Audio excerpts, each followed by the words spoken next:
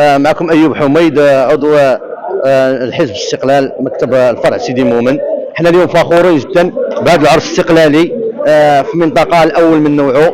احنا اليوم صوتنا بالإجماع على الأستاذ العومة مصطفى العومة ككاتب فرع محلي، وحنا نفتخر أننا كنخدموا تحت الإشراف ديالو إن شاء الله، وغنحاولوا أننا ننزلوا البرنامج ديال الحزب بالرؤية ديال الأمين العام ديال الحزب والتوجيهات ديالو، وبالرؤية ديال صاحب جلالة الملك محمد السادس نصر الله، ونتمنوا لي ان شاء الله الصحه والعافيه وطول العمر. شكرا. اريد ان ننهي هذا اللقاء اللي هو الجمع العام لفرع سيدي مومن، اللي كانت مناسبه لجمع الشمل ديال الحزب داخل هذه المنطقه هذه، وكانت كذلك مناسبه لاتخاذ مكتب جديد للفرع، وكانت مناسبه لربط التواصل مع المناضلات والمناضلين ومع المواطنات والمواطنين بمقاطعه سيدي مومن، وكانت مناسبه اننا نتبادل الاراء والمعلومات حول المشاريع اللي كتعرف هذه المنطقه، وحول الحاجيات كذلك اللي باقي المواطنات والمواطنين كيعبروا عليها، واللي ان شاء الله